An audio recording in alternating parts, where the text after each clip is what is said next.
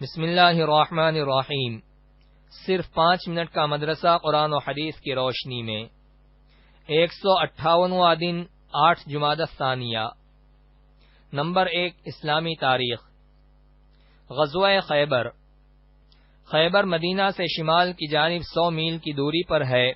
یہودی مدینہ سے جلا وطن ہو کر یہاں مسلمانوں کے خلاف سازش کرنے لگے۔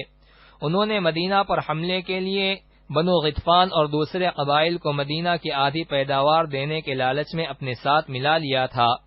جب رسول اللہ صلی اللہ علیہ وسلم کو اس کی اطلاع ملی تو آپ صلی اللہ علیہ وسلم نے سن 7 ہجری کے شروع میں 1600 صحابہ کو لے کر خیبر کی طرف روانہ ہو گئے، اور وہ لوگ تقریباً 25,000 موجود تھے۔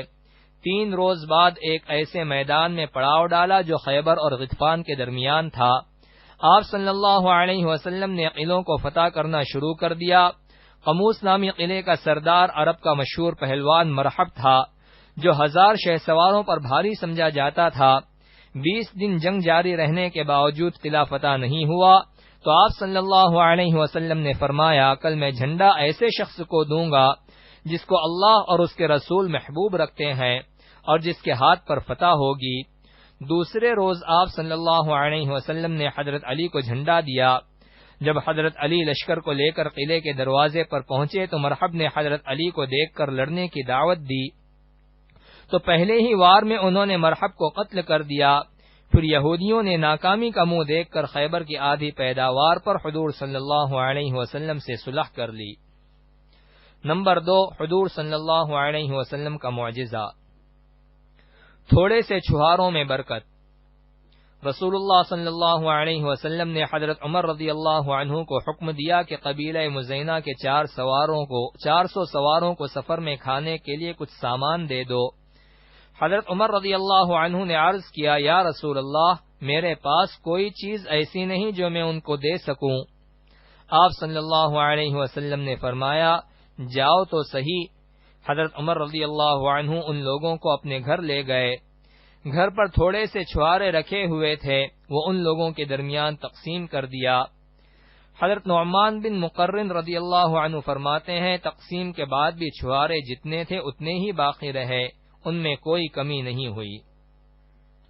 نمبر 3 ایک فرض کے بارے میں، پردہ کرنا۔ قرآن میں اللہ تعالی فرماتا ہے، اے عورتوں، تم اپنے گھروں میں ٹھہری رہا کرو اور دور جاہلیت کی طرح بے پردہ مت پھرو۔ فائدہ، تمام مسلمان عورتوں کے لیے ضروری ہے کہ جب کسی سخت ضرورت کے تحت گھر سے نکلیں تو اچھی طرح پردے کا اہتمام کرتے ہوئے باہر جائیں، کیونکہ پردہ کرنا تمام عورتوں پر فرض ہے۔ نمبر 4 ایک سنت کے بارے میں، صلاۃ التسبیح کی دعا۔ رسول اللہ صلی اللہ علیہ وسلم نے اپنے چچا عباس رضی اللہ عنہ کو صلاۃ التسبیح کی تعلیم دیتے ہوئے یہ دعا سکھائی، سبحان اللہ والحمد للہ ولا الہ الا اللہ واللہ اکبر۔ ترجمہ، اللہ کی ذات پاک ہے، تمام تعریفیں اللہ کے لیے ہیں اور اللہ کے علاوہ کوئی معبود نہیں، اللہ بہت بڑا ہے۔ نمبر 5 ایک اہم عمل کی فضیلت، اللہ کے لیے عاجزی اختیار کرنا۔ رسول اللہ صلی اللہ علیہ وسلم نے فرمایا، صدقے سے مال میں کمی نہیں ہوتی، عفو درگزر پر اللہ تعالی بندے کے عزت میں اضافہ فرماتا ہے، اور جو شخص اللہ تعالی کے لیے عاجزی اختیار کرتا ہے اللہ تعالی اس کو بلند مقام عطا کرتا ہے۔ نمبر 6 ایک گناہ کے بارے میں، ذلیل ترین لوگ۔ قرآن میں اللہ تعالی فرماتا ہے، جو لوگ اللہ اور اس کے رسول کی مخالفت کرتے ہیں تو یہی لوگ اللہ کے نزدیک بڑے ذلیل لوگوں میں داخل ہیں۔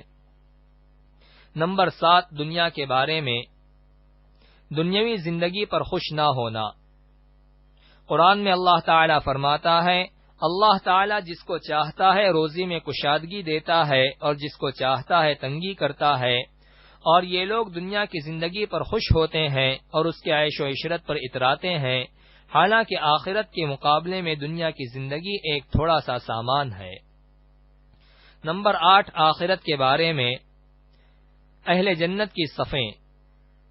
رسول اللہ صلی اللہ علیہ وسلم نے فرمایا، اہل جنت کی 120 صفیں ہوں گی، ان میں 80 صفیں اس امت کی اور 40 باقی امتوں کی ہوں گی۔ نمبر 9، طب نبوی سے علاج۔ بیماری سے متعلق اہم ہدایت۔ رسول اللہ صلی اللہ علیہ وسلم نے فرمایا، جب تمہیں معلوم ہو کہ فلاں جگہ طاعون یعنی پلیگ پھیلا ہوا ہے تو وہاں مت جاؤ، اور جس جگہ تم رہ رہے ہو وہاں طاعون پھیل جائے تو اس جگہ سے بلا ضرورت مت نکلو۔ نمبر 10، نبی صلی اللہ علیہ وسلم کی نصیحت۔ رسول اللہ صلی اللہ علیہ وسلم نے فرمایا، جب تم میں سے کسی کو ولیمے کی دعوت دی جائے تو اس میں حاضر ہونا چاہیے۔